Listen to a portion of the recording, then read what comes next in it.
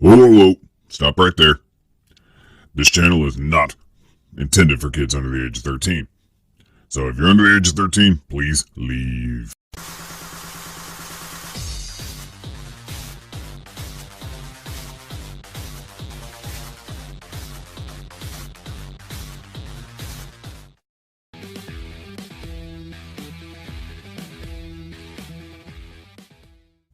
Hey everybody, Arthur here with another unboxing video. Today we have G.I. Joe Classified Series B.A.T, and a huge shout out to a buddy of mine and fellow collector and Plastic Cannibals member, Ernest. He ended up finding this figure, and through our little group chat on Facebook, I've been telling people, I'm like, hey, I just need one B.A.T to hold me over until I get my pre-orders in.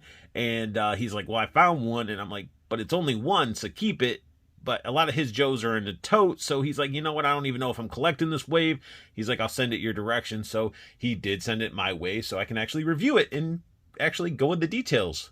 And the packaging is that typical Classified Series style packaging with some really killer B.A.T art. I love the B.A.T, how it's all destroyed and stuff on the side. It looks really, really cool.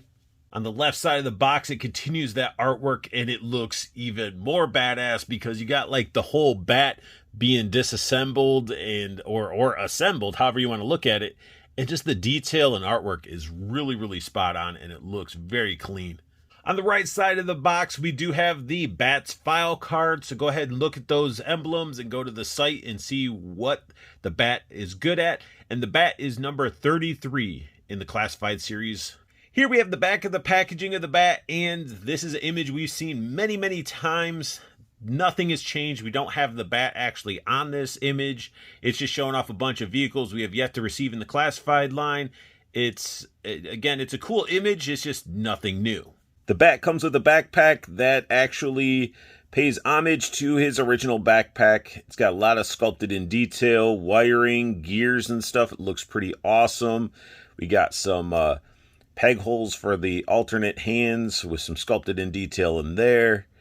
Just overall, this whole backpack has tons of sculpted detail throughout this whole backpack. It's pretty awesome. Be cool to see some paint. And actually, I've seen another collector, my buddy ArtG. He actually painted his backpack and painted the wiring. I'll put his link to his Instagram down below so you can take a look at it. But it's cool that we got a backpack. One of the accessories that we get with the B.A.T is a laser arm. So you basically plug this in, or laser hand. I don't know what you want to classify it as, but it's got a little peg hole for an effect piece that they didn't give us, but still a solid, like silvery plastic, well sculpted laser hand. Continuing with the hand accessories, we get this badass claw hand, and this is definitely like the iconic claw hand we got. Like all the actual hands are pretty much reminiscent of the retro figure. One thing that I felt like they dropped the ball on was this could have been hinged, where it could open and close, get a little bit more playability out of it, but has some awesome sculpt work, just cast it in that like gray silver plastic. The final hand that we get is the iconic Flamethrower, and all these hands are really cool for being all the sculpt work's ridiculous on these. There's a lot of sculpting going on. The ones that need the effect piece holes, they have them, but they don't give us effect pieces. But what could have really made a lot of these pieces that are casted in this plastic pop would be a wash or a dry brushing, because the sculpt is there, it looks good, but when you're looking at it in person, you're like, man, this really looks like plastic. And here we have the backpack with all the alternate hands equipped. It's nice to have weapon storage, and it actually looks really nice when they're all hooked up and put away. And you can put the hands in really any slot. I just put them up this way. Now, if all the hand weapons weren't enough, we do get a handgun pistol here that looks really nice, well sculpted. It's got the muzzle flash hole in the front, but again, it's casted on that gray silverish plastic. It just needs a little bit of wash, a little bit of love, maybe some paint, but the gun looks pretty good. One accessory that we received that's a little disappointing is we got a chest plate. And it's disappointing because it's not translucent. It does cover the mechanics of the figure, which we'll see in a second, but there's no Cobra logo on the chest. It makes the figure sort of look a little bit off. Now, if one chest plate wasn't enough, we do get a battle damage chest plate. This one actually looks pretty good. There's a little bit of silver paint inside the big dent in the chest. It's cut out on the side, got some holes in it. It looks really cool. Again, it just would have been cool with the Cobra logo, or, you know, be a little bit translucent. To go with that battle damage chest, we get a alternate head, and this alternate head is awesome. I love the cracks in the visor. We got the cybernetic eye. You rotate it around, you see this like gunmetal plastic or paint. I can't even tell. It just looks awesome. You just see the inner workings of the bat once you take a layer of that head off of there. Painted vents on the back. One thing that would have been really cool is if that nice gunmetal plastic or whatever they used underneath was used for the arms and the actual weapons and stuff. Because I think it looks more metallic versus plastic. But this head sculpt is badass. Here we have an up-close look at the bat, and the head sculpt is perfect. It is a awesome head sculpt. I love the open chest, showing off all the circuitry. It's painted, it's well sculpted. It's a lot better than a little hologram sticker that we got from the retro figures back in the day. But you can understand why I would like a translucent piece to go over this, because with that black piece, you're just covering up all that circuitry, all that sculpt work. And it's sort of a bummer. The head sculpt, again, looks fantastic. The texture throughout this outfit on the figure, like the clothing has a nice texture throughout. I love the neck on him because it's very cyborg. Again, the vents on the back of the helmet is painted silver. We got some more sculpted in circuitry, and got a back panel that has rivets and stuff. That's pretty awesome. So they went all out with this figure. Got that beautiful Cobra logo in yellow. Would have been cool to see that on the chest piece. Got the little harness with the grenades. Those would have been cool if they could have like had little pegs on them that you could peg them out and peg them back in. Got the painted on silver latches on the harness. Got the belt painted buckle. And there you can see the arms. So the arms, really well sculpted. Really cool and nice cybernetic arms. But you can see it's that silverish plastic, and it's just not, it looks like plastic. Definitely needs some dry brushing, needs some paint or washes. The texture again continues throughout the clothing. Got the yellow holster for the pistol. Got another little like cybernetic pouch or something going on there. Knee pads. The classic bat boots. Got like the silver painted on them. They're in the yellow. Got like the treading on the bottom. So this thing really pays homage to the original bat, like heavily it does.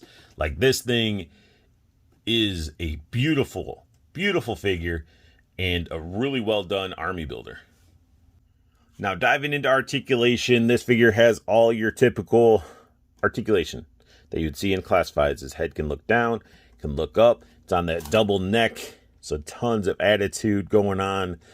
And you definitely have to constantly keep moving the neck piece. So the bummer about like the dual neck system is, since they have like Adam's apples or stuff like that, you got to keep shifting the neck around if you're moving them around too much, because it doesn't really want to stick with the head, obviously, because it's going to be on its own little system. Arms, you can do full-on T-poses. Full-on T-pose.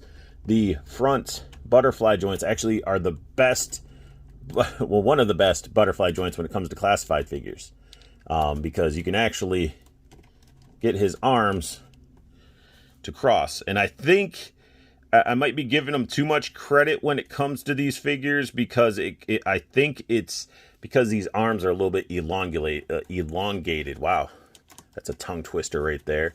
But you can see we got swivel right there at the sort of bicep. No double jointed elbows, but you get a 90-degree out of it. Wrist rotation, wrist bend.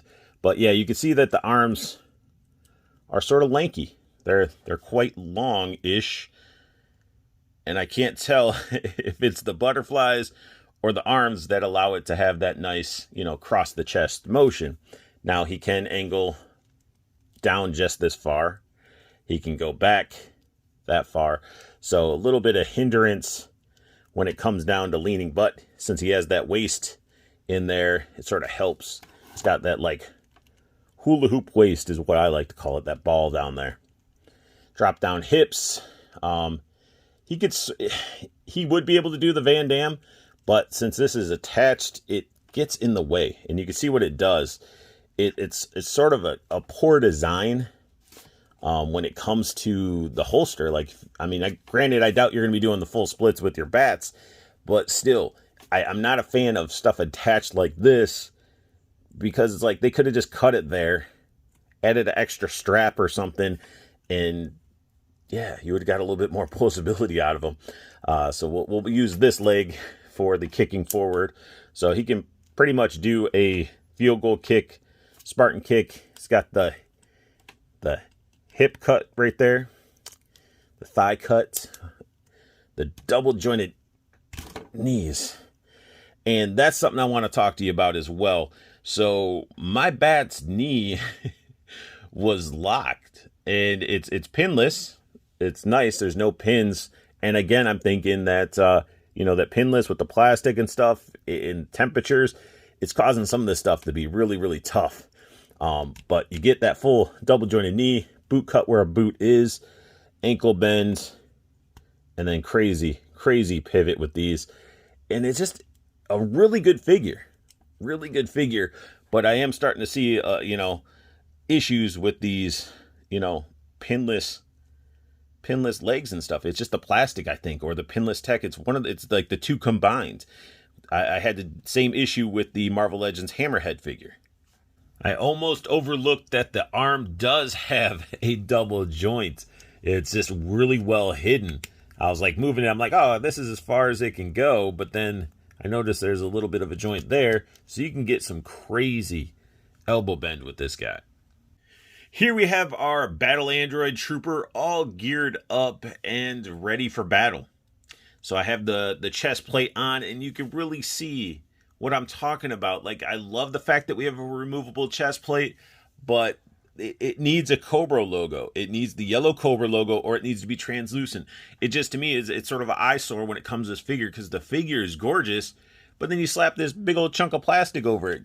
So I'm either going to pick up some Cobra logos to put up there, or there's a guy out there making some 3D stuff, which I'm very hesitant on a lot of 3D stuff because I hate 3D printed stuff that has lines in it.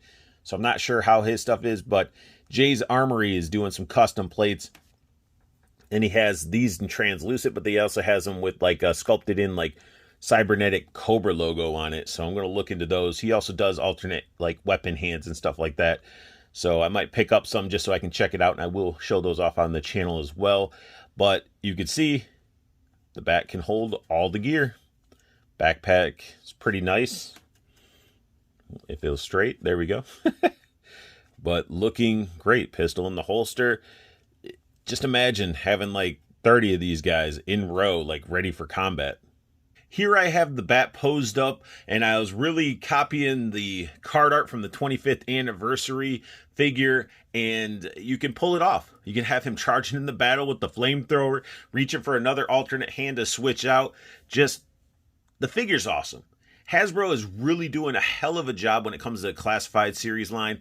They're listening to the fans. They're giving us what we're wanting now, after the beginning was a little shaky, but this figure is beautiful. Sure, I have my little issues here and there, but it's not taking away saying this is a bad figure at all. This figure is phenomenal. For an army builder, it is super awesome. The Cobra Bats are phenomenal.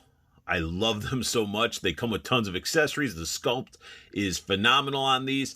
It could use a little bit extra paint on the gray bits, like the arms and stuff like that, because they do look very plasticky. But the figures are awesome. Like these army builders, these ones specifically give you so much playability, posability, big photography ability, because you can have a bunch laying down all destroyed. You can have some of the damaged plates and heads on the ground. You can have them geared up with different arms. I mean, there's a lot of different ways that you can pose these. So I can imagine people that are picking up 20 to 30 of these figures. I mean, you got to have hella real estate when it comes to putting those on display. But I could just imagine just a huge army of bats, and then like the front line getting all destroyed as there's fresh ones coming up behind. It's awesome.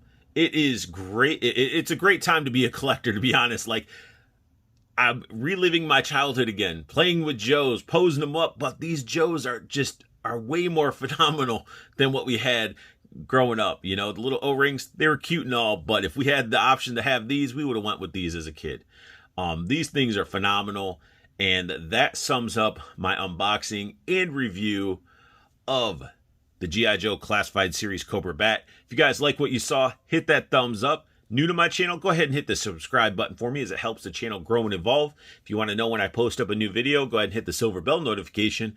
And make sure you guys go and show some love to Toyco Toys and Collectibles. The website is down below, along with the promo code. So if you order anything off the website, use that promo code because you get free shipping on anything that you would purchase off that website. And also, make sure you guys go check out the Toyco Preorder group. It is a Facebook pre-order group. You can join for free, and it keeps you in the know with a lot of the collectibles, especially a lot of the imports, the harder to get, the ones that sell on the secondary market for ridiculous prices.